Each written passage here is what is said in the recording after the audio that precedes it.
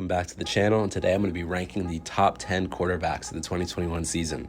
There was a ton of great quarterbacks this season, a lot of offenses were popping off, so I'm really eager to get into this list. And keep in mind, these are not power rankings. I'm not ranking these quarterbacks in ability. For example, I'm not going to put Lamar Jackson on this list, not because he doesn't deserve to be a top 10 quarterback in the league, but mainly because he's been injured. Number 10 on this list is Derek Carr. The Raiders have had a very interesting season. Obviously, they've had a lot of setbacks with the whole Henry Ruggs situation, as well as John Gruden. But Derek Carr definitely had a solid season, leading the Raiders to the playoffs. Obviously, they were a first-round exit, but Derek Carr was able to do some really nice things. Carr played all 17 games, throwing for 282.6 yards per game, which ranks 6th among all quarterbacks, with a 68.4% completion percentage, which ranks 5th among all quarterbacks. The big highlight for Carr this year was against the Chargers in Week 18, where he was able to send the Raiders to the playoffs on a game-winning drive in overtime. I think Carr definitely deserves to be up there with some of the better QBs in the league. Carr's always been underrated, and I think that whether he stays or leaves the Raiders next season, he's definitely just entering his prime. Number 9 on this list is Kirk Cousins. Cousins played 16 games this season, ranking 9th among all quarterbacks, throwing for 263.8 yards per game and completing 66.3% of passes. He also had a 1.2% interception rate, which is the second lowest in the league, right behind Aaron Rodgers, which is phenomenal. I think Cousins is a great quarterback.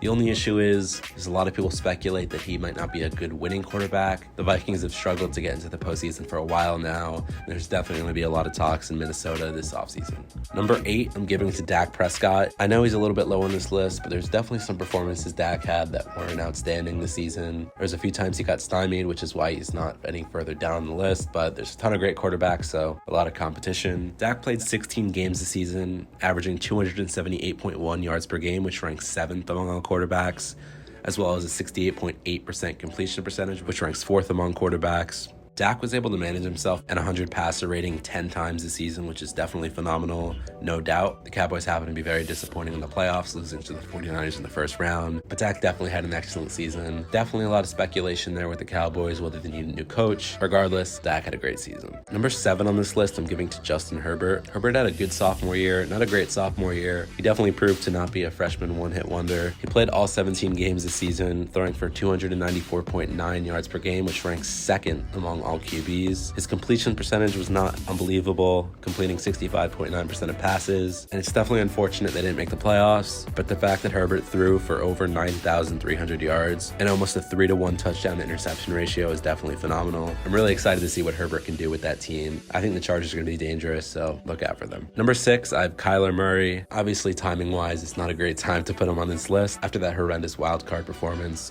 but Kyler Murray definitely had another good season. Kyler played 14 games this season, throwing for 270.5 yards per game, which ranks 8th among all quarterbacks. He also ranks 2nd in completion percentage with a 69.2% line. Kyler also had 423 rushing yards, as well as 5 rushing TDs, which both ranks 4th among all QBs. Obviously, Kyler didn't have a great playoff performance, a very bad one actually. The Cardinals and Kyler had another good season, hoping they can figure their stuff out, because they definitely have a lot of talent on that roster. Number 5, I'm giving to Matthew Stafford. Stafford had an unbelievable season with the Rams. The Rams are still looking dangerous going into Sunday against the Buccaneers, and Stafford's most certainly had a career season. Stafford played all 17 games this season, throwing for 287.4 yards per game, which ranks 4th among all quarterbacks. He had a very bad 2.8% interception percentage, which ranks 25th among all quarterbacks, but he also had a 6.8 touchdown percentage, which ranks 3rd among all quarterbacks. Stafford began the season after a few games with a very strong MVP campaign, but quickly went away after some rough performances. But the Rams, with the acquisition of Odell Beckham and Von Miller, really stepped their game up in the second half of the season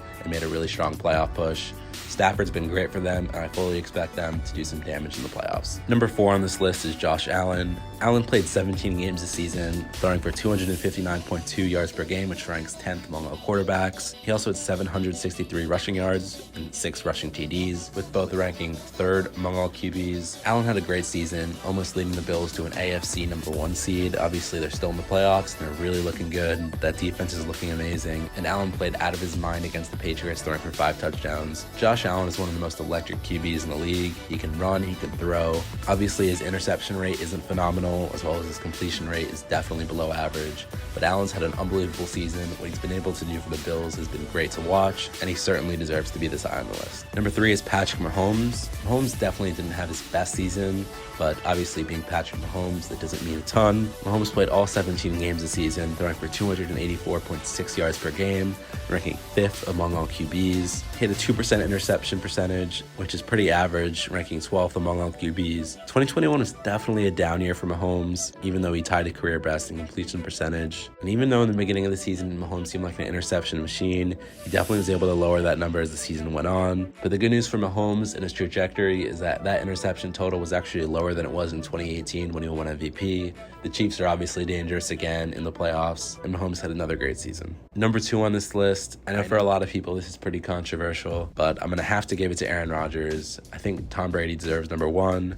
While Aaron Rodgers had an unbelievable season, I just don't think I can give him number 1. Rodgers played 16 games this season, throwing 257.2 yards per game, which ranks 11th among all QBs. He threw for a 68.9% completion percentage, which ranks 3rd among all QBs, as well as a 7 touchdown percentage, as well as an outstanding 0.8 interception percentage, which clearly ranks 1st among all QBs. Rodgers had an unbelievable season, obviously putting him up there in the MVP conversation, potentially winning MVP.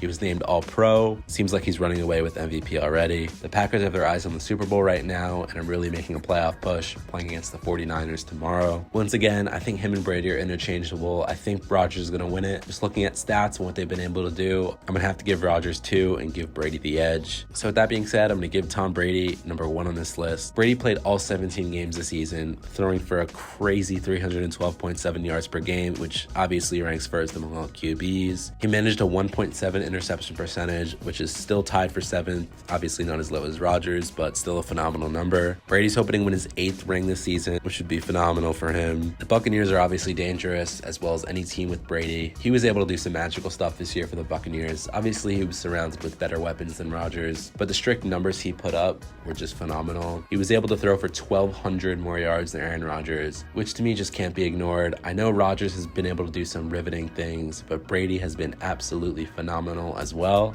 So I'm gonna have to give Brady that number 1 spot. I know it's controversial, but the sheer numbers he was able to put up this season to me gives him number 1. Thank you guys for watching the video. Hope you guys liked it. If you did, please comment, subscribe, and like, and I will see you guys in the next one.